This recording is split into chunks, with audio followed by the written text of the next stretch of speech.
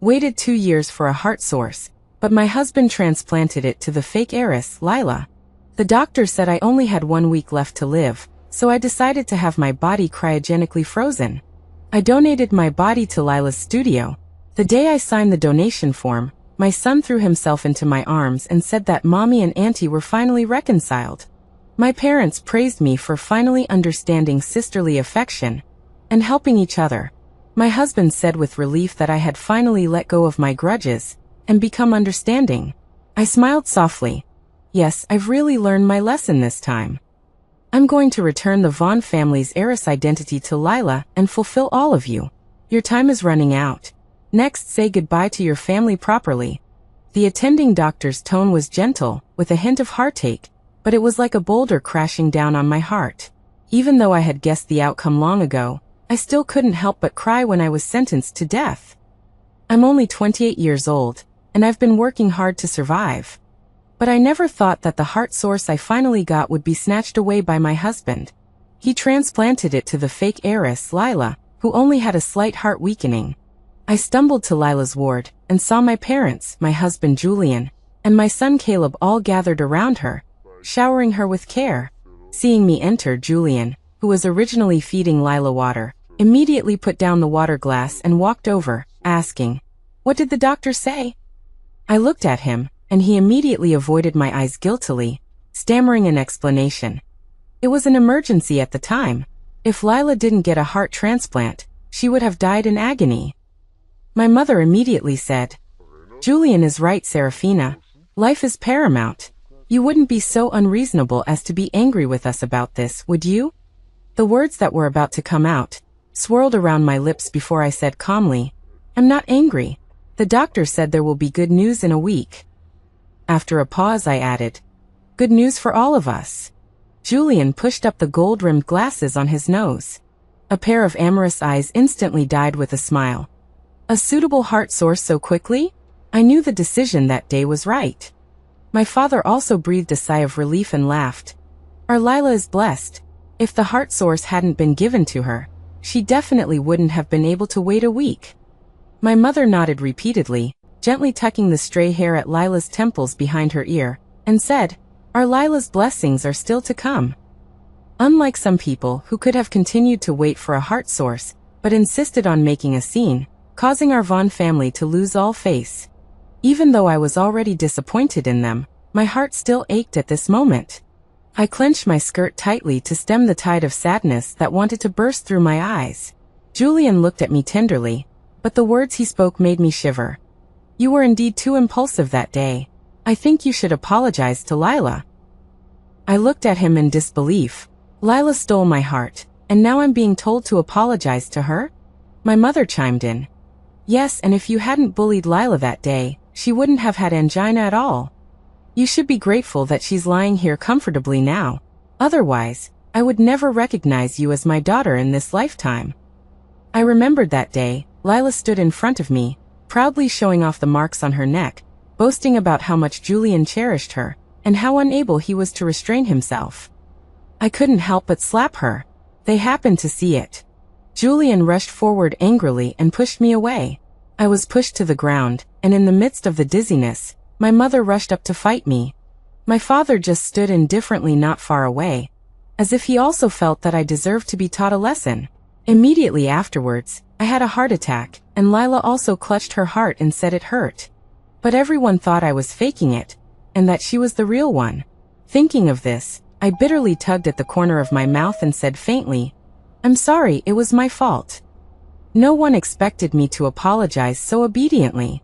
Julian's gaze at me carried a hint of scrutiny.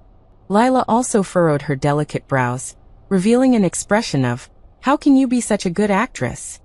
My parents looked at me warily, as if afraid I would cause trouble again.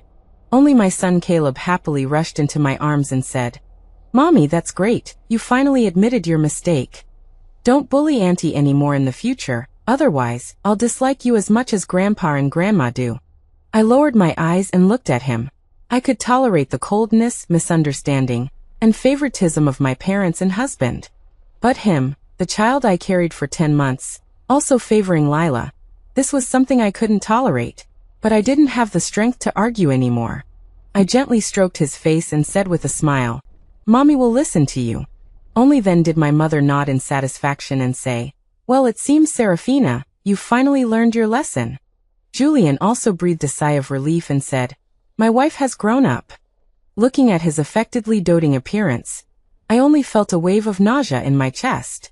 Just then, Lila suddenly cried out, "It hurts so much," and Julian immediately rushed over.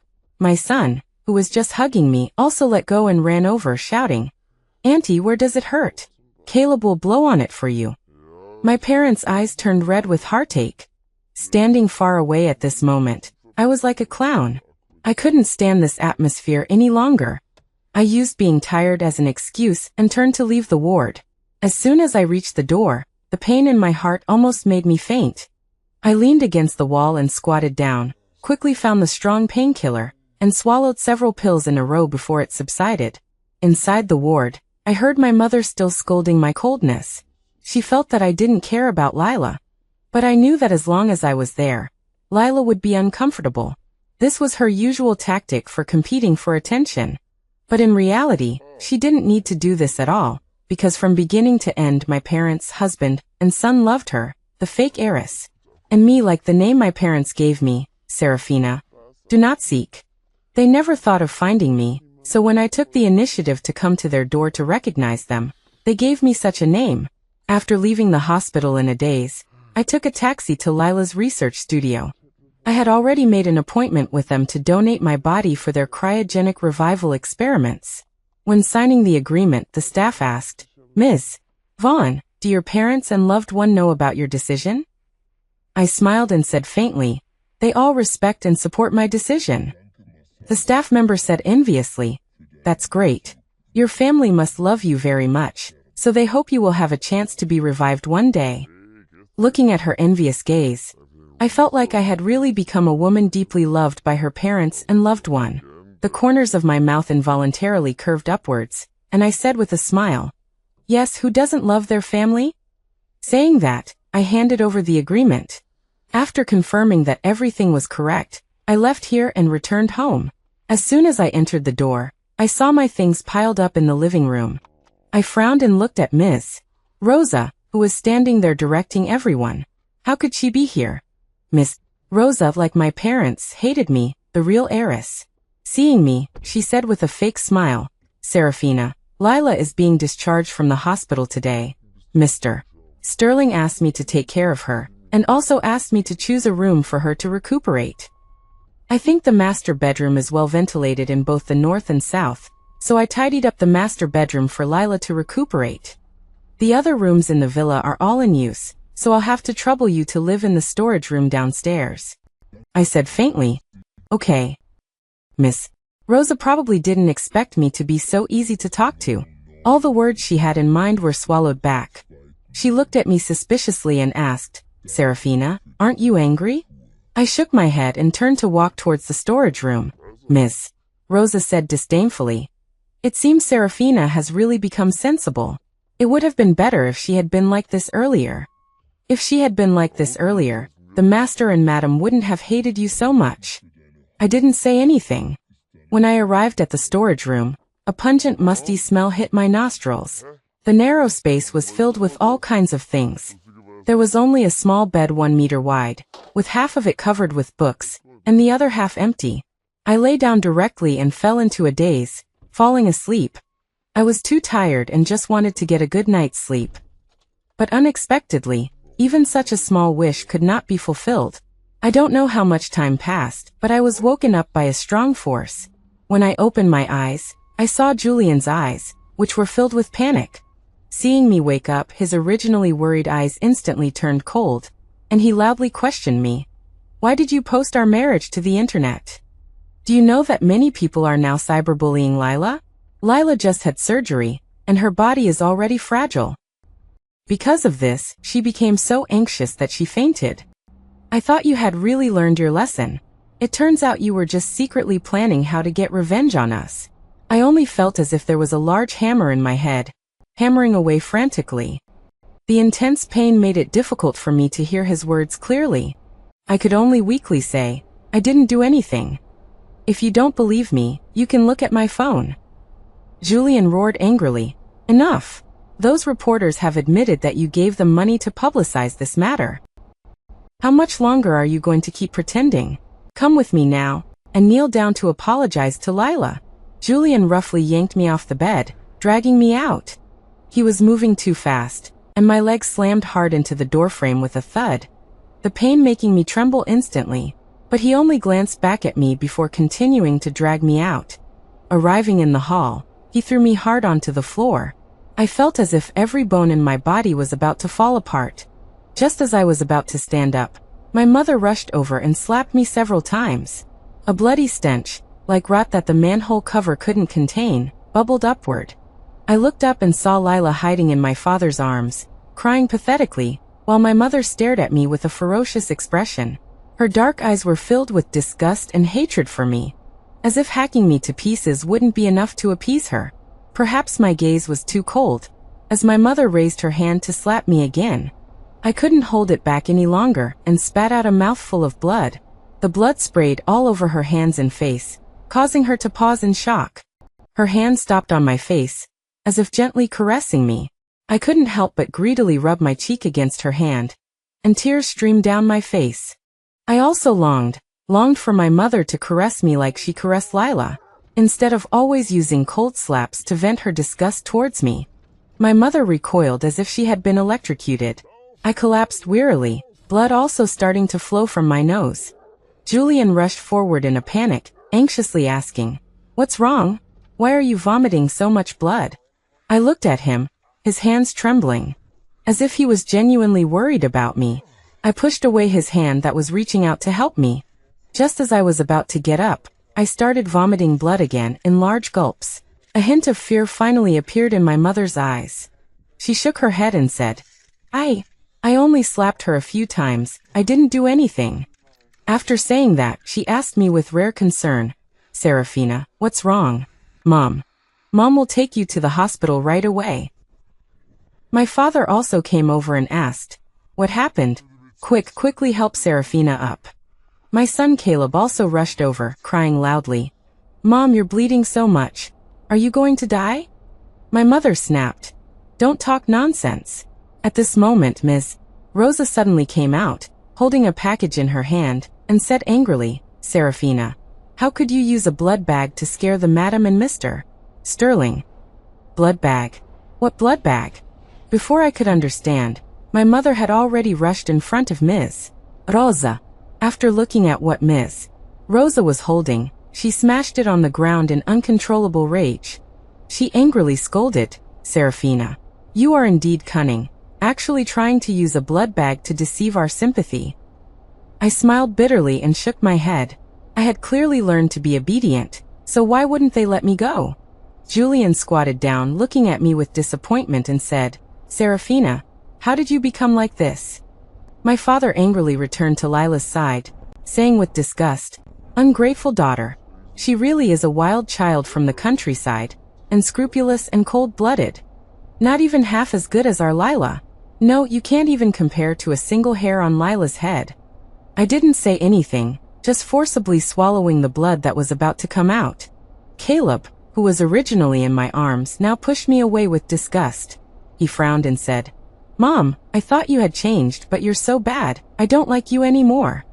As he spoke, he ran to Lila's side and lay on her lap, saying, "I want Auntie to be my mom." My heart was as dead as ashes. I clenched my hands desperately. Even though the palms of my hands had been pierced by my fingernails, it still didn't stop my tears. Julian sighed, reached out and wiped away my tears, and asked, "You also know that it doesn't feel good to be betrayed by the people closest to you. But why did you do that kind of thing? Now Lila's reputation is ruined, and our company's stock is also fluctuating. All of this is because of you, so you must not only apologize, but also take compensatory measures." I wanted to say that I didn't know anything, but Lila started crying. She sobbed, "Forget it, Julian. Sister has hurt me repeatedly. I'm afraid that if I make her apologize again, she will only hate me more. Although I don't know why sister hates me so much, but I am willing, for the sake of mom and dad, for the sake of brother-in-law, not to hold it against her." My mother said with heartache, "Lila, you are just too kind. That's why you are bullied by her. Don't worry, Mom and Dad will always be on your side. With us protecting you, she will never have another chance to hurt you. After saying that, she looked at me with a cold face and said, Listen carefully, for the reputation of our Vaughn family and Sterling family, both of our families have discussed a solution. You and Julian will go divorce tomorrow, and then he will get a marriage certificate with Lila. We will announce to the public that Julian and Lila have already gotten married, but because your health was not good, and you liked him, you have been hiding it from you. I looked at Julian and asked, Do you also agree? Julian avoided my gaze, frowned, and said impatiently, This is also a helpless situation. Who asked you to cause the trouble? After a pause he said, But don't worry, we are just doing this as an expedient measure. When the storm passes, I will divorce Lila. I looked at him, and for a moment didn't know what to say.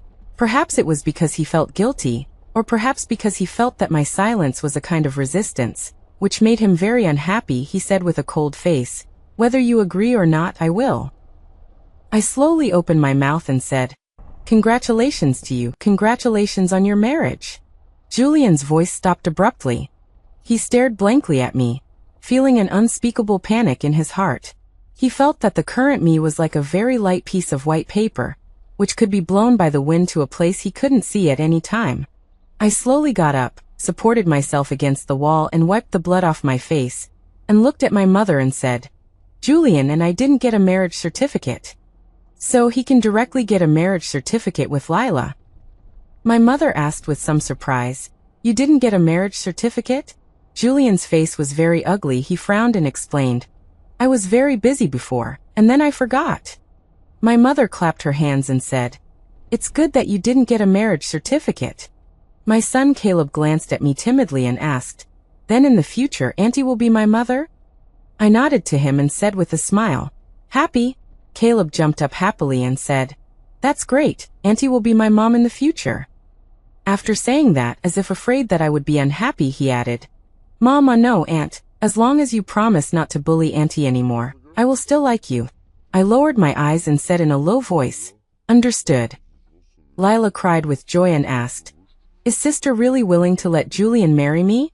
I said calmly, Yes, don't call him brother-in-law anymore in the future.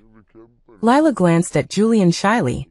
She thought Julian would be happy, but found that he was just staring at me. She clenched her sleeves tightly and hid the jealousy in her eyes. When she raised her eyes again, her eyes were only full of innocence. She said sincerely, Thank you, sister. I shook my head and said lightly, We are all family. There's no need to be so polite. Besides, I will have to rely on you to take care of me in the future. Lila didn't know that I had already donated my body to the studio where she worked. She thought I was just being polite, and immediately said with a smile, We are sisters. I will definitely take care of sister. My mother was satisfied when she saw that we had reconciled, and nodded. That's right, if you had been so sensible earlier, why would your father and I be angry with you? I looked at her and wanted to ask her, Am I really not sensible? Clearly I am the Vaughn family's daughter, but everyone thinks I am the Emo family's adopted daughter. Clearly Julian insisted on marrying me in the first place, but everyone thinks I am a hateful third party. Clearly I have taken care of them, father and son, without a name or title and without any complaints, but everyone thinks I am tyrannical and ruthless. I slowly closed my eyes and forced back the surging tears. I didn't want to cry in front of them anymore, because I knew that if I cried, Lila would cry even harder. At that time, even my tears would become a mistake. When I opened my eyes again, I felt that my always painful heart seemed to be completely numb, like an old clock, completely stopped running. I looked at Julian and saw that he had been looking at me, with some pity in his eyes. This feeling made me feel ridiculous, and I asked in a low voice, Can I go back to rest now? Julian nodded and said, Yes, go rest. I breathed a sigh of relief and slowly moved towards the storage room. But my mother said, Pack up and go home. Now there are reporters outside. If everyone finds out that you have been living in your brother-in-law's house, who knows what kind of speculation it will cause?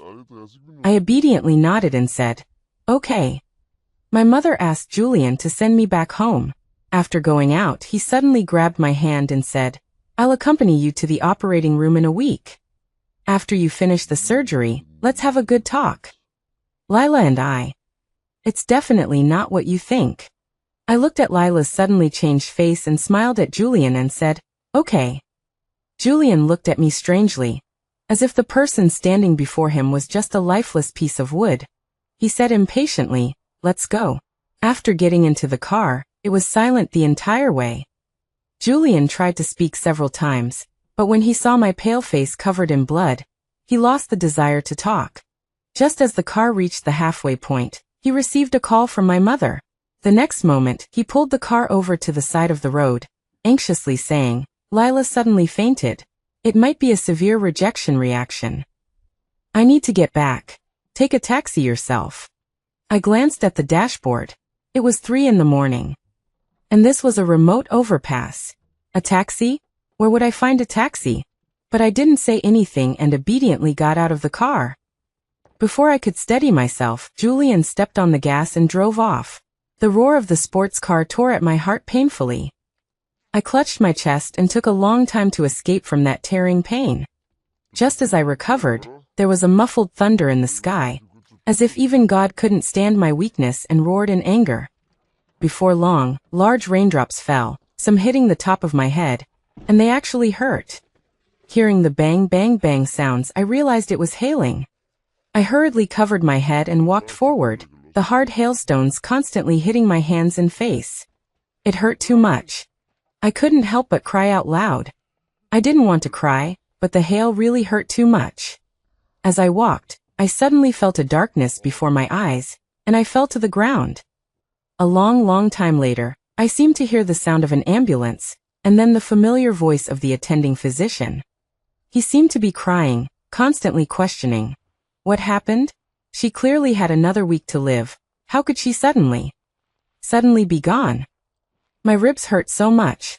Doctor, you seem to be pressing down on me very hard. Are you giving me CPR? But it really hurts. Living hurts so much. Let me go. Patient Serafina died at 5 o'clock in the morning on June 1st, after emergency treatment failed. She was only 28 years old. At the same time, the renowned Artisan Medical Research Institute received her body and implemented cryopreservation technology. When Julian returned to the villa, Lila was still unconscious. He worriedly stayed by her side all night until dawn, when the heavy rain stopped. After a full night's sleep, Lila finally opened her eyes, and then asked in surprise, Julian, when did you get back? Julian smiled and said, I rushed back last night. After the family doctor examined you, he said you were too emotional, your heart wasn't happy, and told me not to disturb your rest. So I didn't wake you up. How do you feel now? Lila smiled and said, I feel much better after sleeping. She looked around and asked with feigned concern, Where's sister? Didn't she come to see me with you? Julian then remembered leaving Serafina on the road last night. When he thought about the strong wind, heavy rain, and hail last night, he felt a little regretful. But then he thought, Serafina was always independent and capable. She was just taking a taxi. There was no need for him to worry. But he didn't know that Serafina's phone was still left in the storage room downstairs.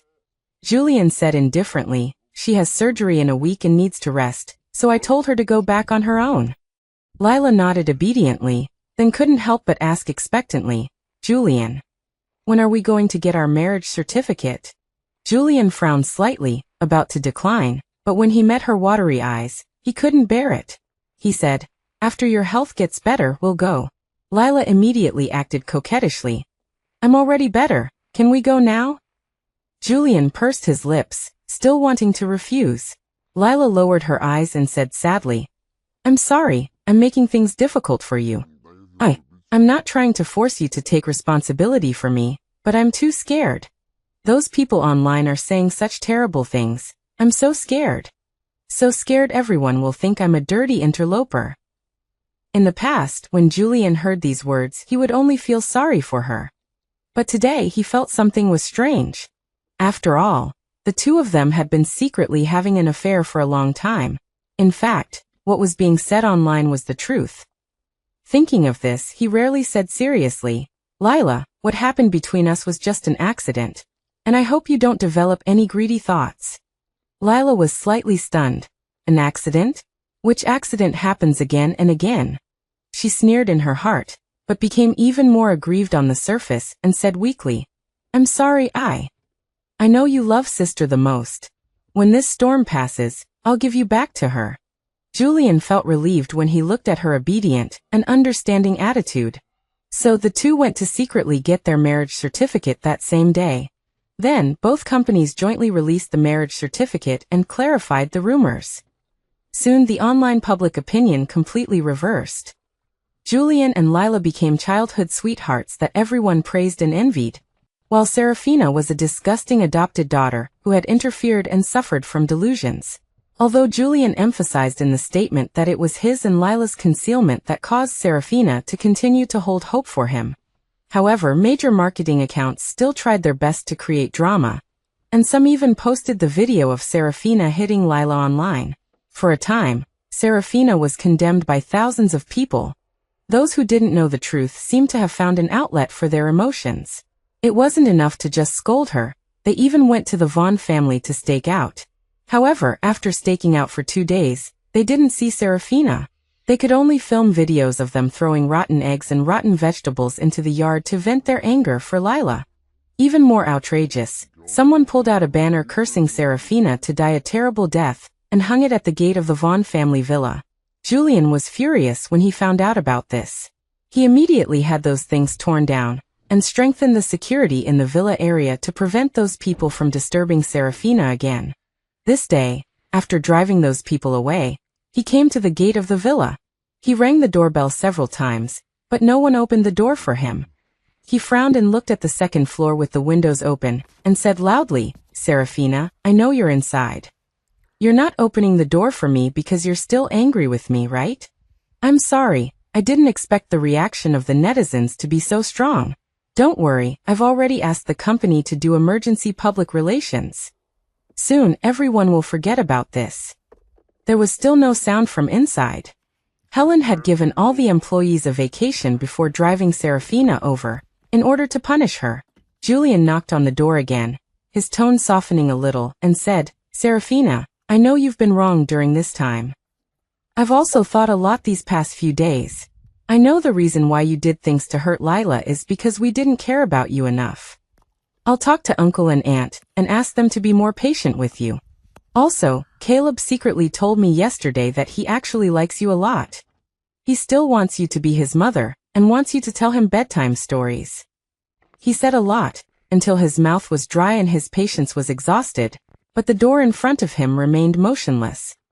He couldn't help but feel a little angry, but when he heard his assistant's words next to him, he broke out in a cold sweat. The assistant asked him worriedly, Mr. Sterling, are you sure Madam is inside? Julian said in a deep voice, as if comforting himself. She has always listened to me the most. If I told her to come back, of course she would come back.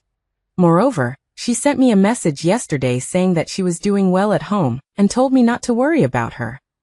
However, the more he said, the more uneasy he felt. He simply called Helen to ask what the house's password was.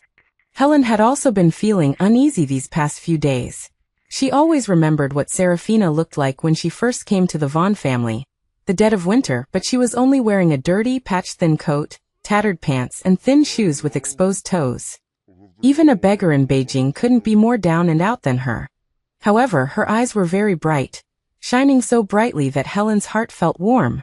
At that time, Helen was indeed heartbroken for Serafina, so she always thought of Serafina first whenever she had something good. But she didn't expect that Serafina's heart was so small that she couldn't tolerate Lila. Lila was a rose that Helen had carefully raised for more than 10 years. How could she bear to send her away? Besides, the Vaughn family was so big, how could it not accommodate a little girl? Helen watched Serafina become more and more arrogant and domineering, even joining other young ladies to ostracize Lila, and she was extremely disappointed. She felt that if Serafina was allowed to continue, she would become scum. Therefore, she became more and more strict with Serafina. She always felt that Serafina's recent good behavior was thanks to her being firm. As she was thinking this, she received a call from Julian. Upon learning that Julian had gone to the Vaughn's house, she immediately became anxious and scolded. Julian, you're being foolish. What time is it? How can you go to my house? If people see you secretly meeting with Serafina, all our efforts will be in vain. Usually when Helen said this, Julian would only feel guilty and apologize, but today he suddenly felt a chill run down his spine. No matter what, Serafina was her own daughter. Didn't she have any concern for her at all? He said in a deep voice, Auntie, Serafina is my wife. Even if she made a mistake, she has been punished enough. She still needs a heart transplant and will be hospitalized tomorrow. In terms of feelings and reason, I should come and see her. You all like Lila. If even I don't like Serafina, then she would be too pitiful. His assistant heard this and looked at him questioningly, wondering when he had started caring about his wife. Helen was silent for a long time, and then told him the password. After hanging up, Julian's words echoed in her ears, and she couldn't help but wonder if she had really gone too far. At this moment, Arthur walked in and asked, Ms. Rosa, is Lila hungry? Is the bird's nest soup ready? Ms. Rosa, who had been pretending to work while actually observing Helen, was startled by the sudden voice and accidentally knocked over the bird's nest soup she had just brought out. The loud noise also brought Helen, who was lost in thought, back to reality. Helen asked suspiciously, Ms. Rosa, why are you always so absent-minded lately? Ms. Rosa quickly apologized, but her mind flashed back to the image of Serafina frantically vomiting blood on the floor that night. Since that night, she had been having nightmares. In her dreams, Serafina always stood coldly in front of her bed, asking her why she had framed her. Thinking of this, Ms. Rosa shivered.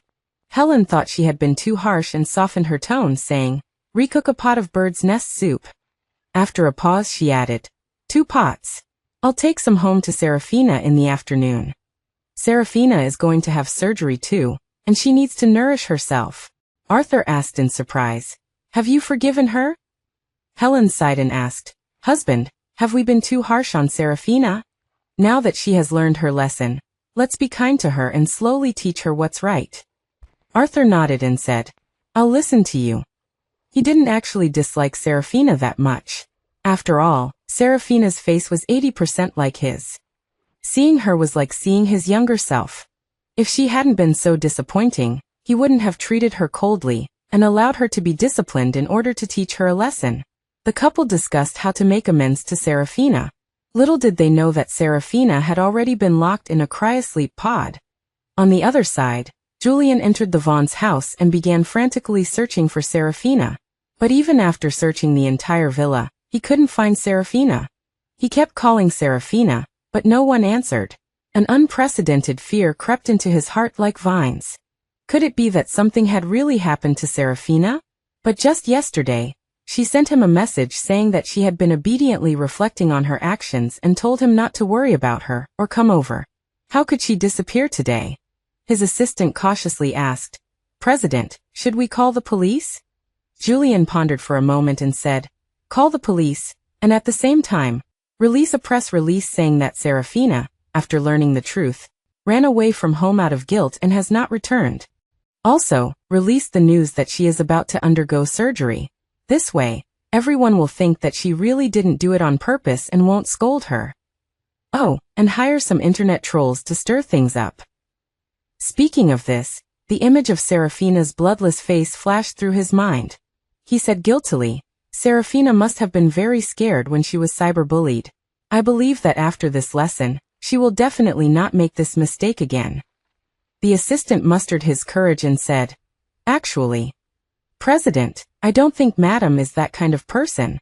Are you really not going to investigate further? Julian asked with a stern face. What do you mean? If it wasn't her, would the reporters be able to frame her for no reason? The assistant didn't dare to say anything more, and quickly went to carry out his instructions. The news quickly went viral. Public opinion also calmed down a lot as Julian had hoped. However, soon, a reply was pushed to the top. Aqua Virtue. Mr. Sterling is so interesting. Wasn't your wife's heart source given to the Vaughn family's adopted daughter, causing her to die tragically? So you don't even know about her death? Initially, the replies below were all, and some people asked if he was someone hired by Serafina to confuse the public. until he was doxxed and revealed to be a doctor. He was even a leading expert in cardiology, and getting an appointment with him was extremely difficult. Aqua Virtue even posted Serafina's medical records along with the hospital's surveillance video. He said, "I originally didn't want to meddle in other people's business. After all, I am just an ordinary person and cannot compete with the Sterling and Vaughn families. But, as a doctor, I can't even protect my own patients. Even the patient's heart source is being taken away. If I don't speak out, I'm afraid her soul will not rest in peace after her death." This video instantly caused an uproar. Because this video not only recorded the process of Julian snatching Serafina's heart source, but also showed Lila provoking me in the hospital with the marks on her neck.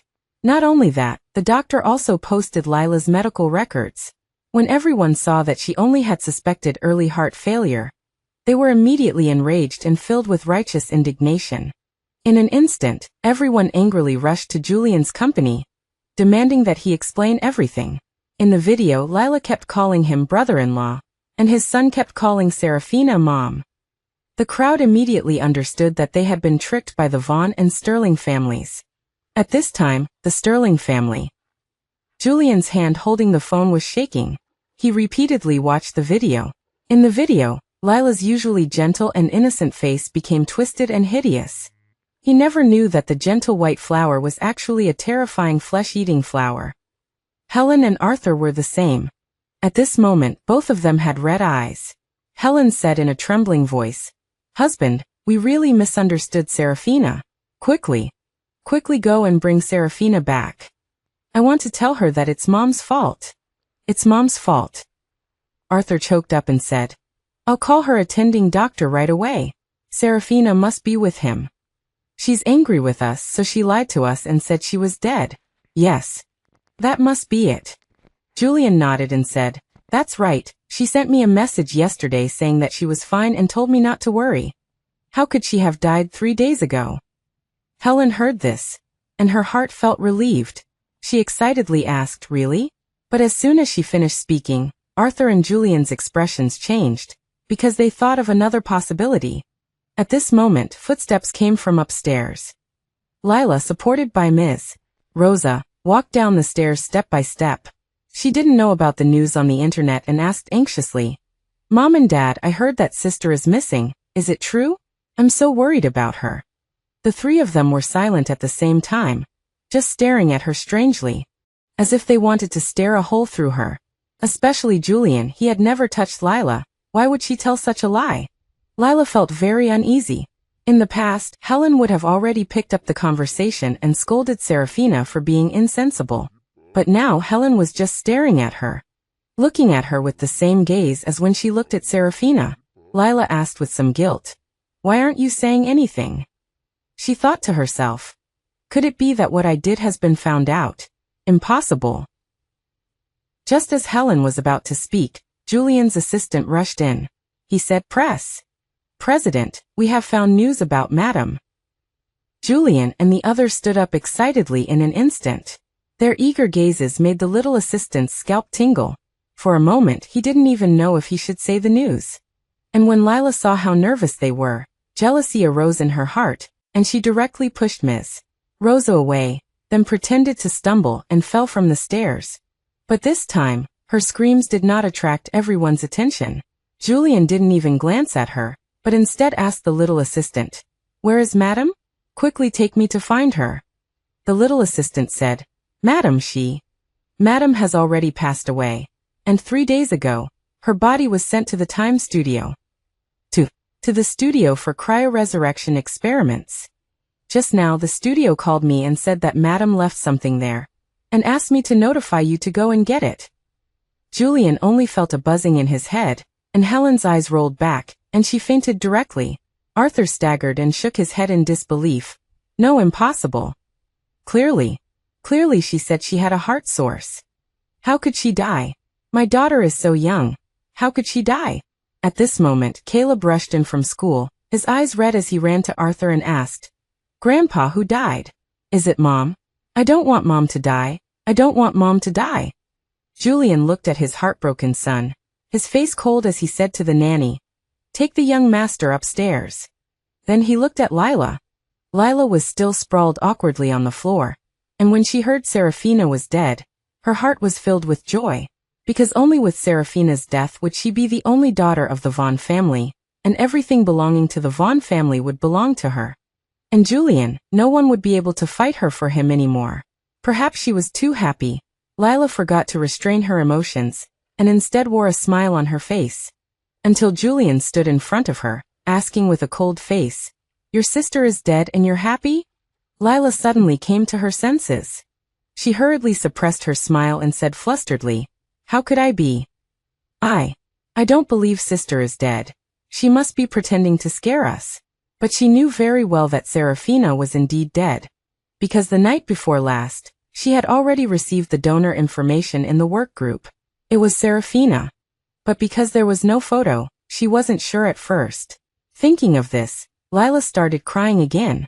She held out her wrist for Julian to see, where a piece of skin was scraped off. She said pitifully, "Julian, it hurts so much." Before Julian could speak, Arthur coldly questioned, "Your mother has fainted, but you haven't reacted at all, only caring about that little scratch. Do you even have a heart?" At this time, the little assistant had already given Helen a quick-acting heart pill. But she still hadn't woken up. Yet Lila, whom she loved so dearly, hadn't asked her a single question from beginning to end, only desperately trying to gain Julian's attention, and even used malicious speculation to smear Serafina.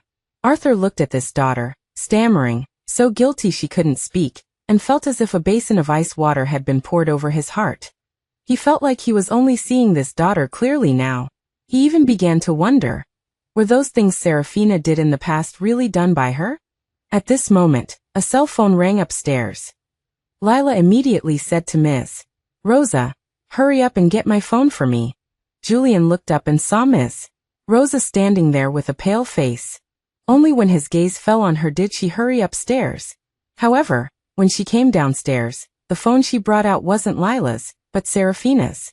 Lila's face instantly changed, and Julian directly snatched the phone, questioning loudly, "How did Serafina's phone end up with you?" Miss Rosa instantly knelt on the ground. She had been absent-minded from the beginning, and now, frightened by Julian, she immediately cried out in panic, "I'm sorry, I was wrong. I shouldn't have falsely accused you of using a blood bag, but it was all Lila's idea. Please don't come into my dreams again, Serafina. I'll kowtow to you."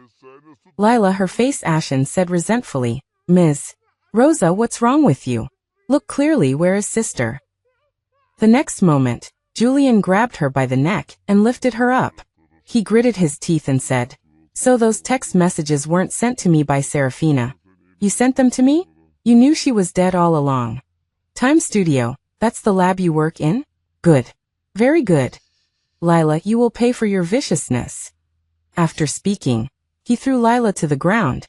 Lila gasped for breath in fear, saying painfully, "No. I just didn't want you to go to sister. I really didn't know she was dead. Julian, you have to believe me. You have to believe me." But Julian just kicked her hand away. He said to the bodyguards with a cold face, "Drag them both to the basement." Then he rushed to the lab with Helen and Arthur. Lila was dragged towards the basement, and her parents, who always loved her, didn't give her a single glance. She cried anxiously, "Dad, Mom, please help me. I really didn't do anything." Helen slowly turned around, her eyes full of hatred, and said, "Lila, I'll never believe you again. You're the beast. If my daughter is really dead, I'll send you to the 18th level of hell to be buried with my daughter."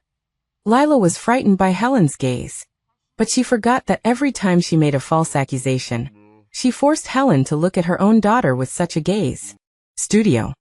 Julian and the others rushed over. When the staff heard their purpose, they instantly said with disdain, "So you're the family members that Ms. Pierce mentioned."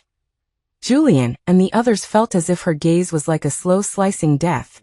Helen asked with red eyes, "Where's my daughter? I want to see my daughter." The staff said coldly, "Your daughter is already in cryogenic sleep. According to the rules, no one can see her. Otherwise, the cryo experiment will be interrupted, and then, she really won't have a chance to come back to life." Helen was so frightened that she immediately waved her hand, saying, No. Don't interrupt the experiment. I won't see her, I won't see her. Julian had already heard the assistant give a detailed explanation of the experiment on the way, and although he thought it was a fantasy, but as long as there was a millionth of a chance, he didn't want to miss it. He asked with red eyes, "My wife. What did she leave me?" The staff then handed him an envelope, saying indifferently, "According to the rules, every donor will leave their family members a memento. Ms. Pierce only left a letter, take it." Julian took the letter and couldn't wait to open it. However, when he saw the blank letter, he was completely stunned. The letter fell to the ground, and Arthur picked it up, silent after seeing it. Julian covered his face, saying painfully, "Do you hate me that much? You wouldn't even leave me a single word."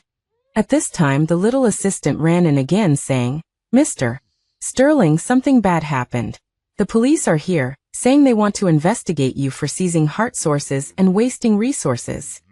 And passing cars recorded what happened to the missus before her death. Now the internet is full of people scolding us."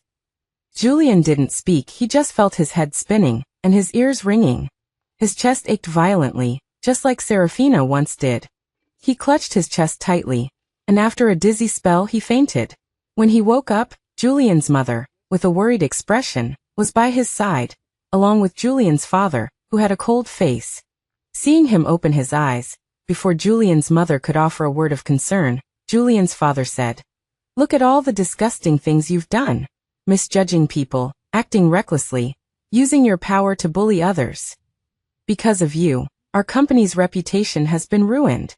For the sake of the company's reputation, the board of directors has decided to revoke all of your shares and dismiss you from your position as CEO, effective today." Julian looked at his cold father, and suddenly realized that this was what it felt like to be neglected, resented, and disliked by your own parents. But he deserved it. What about his Serafina? She hadn't done anything wrong, so why was she being slandered and hated by her own family? Thinking of this, he burst into tears. Julian's mother said with heartache, "Son, don't cry, Mom has shares, Mom will give my shares to you." Julian's father said coldly, "If you hadn't spoiled him, would he have committed such a terrible mistake? If you dare to help him, then get out of this house with him." After speaking, he angrily slammed the door and left. Julian's mother still wanted to say something, but Julian said calmly, "Mom, I'm tired, can you let me rest alone for a while?" Julian's mother left, taking hesitant steps. But as soon as she walked out the door, there was a bang inside, followed by someone shouting, "Someone jumped from the building." Julian's mother rushed back to the ward unsteadily, and saw that Julian's bed was empty. She ran to the window and looked out, seeing Julian lying quietly on the cold ground. When the news of Julian's death came, Arthur had already brought Lila home. As soon as Lila entered the door, she saw Helen, as gentle as before, saying, "Lila, you're back? Mom made your favorite pigeon soup, come and try it."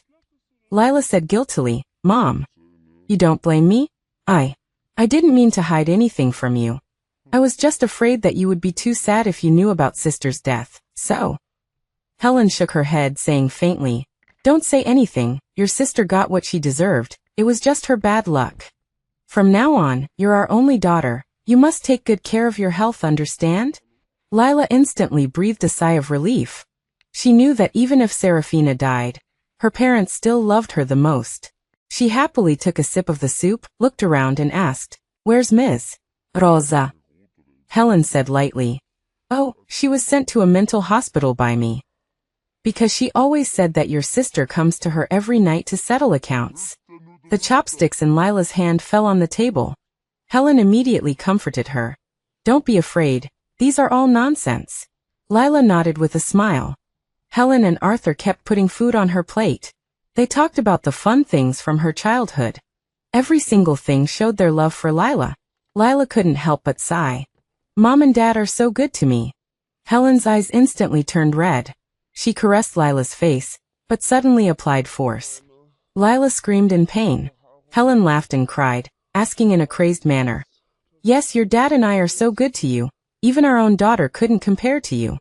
What else are you not satisfied with? Why did you kill her?" "My daughter is dead. Did you really think I would let you live?" Lila pushed Helen away in horror, but Arthur slammed her onto the table. She desperately screamed, "Dad!" But Arthur's face was cold. Without the slightest hesitation, he forced the entire bowl of soup down her throat. He gritted his teeth and said, "Serafina didn't leave us any words. Julian has already gone to atone for his sins. It's your turn to go down too." At that moment, footsteps came from upstairs. Helen looked up at Caleb, who was standing at the top of the stairs, and gave him a kind smile. She beckoned to him, saying, "Caleb, come down quickly. Grandma made your favorite pigeon soup for you."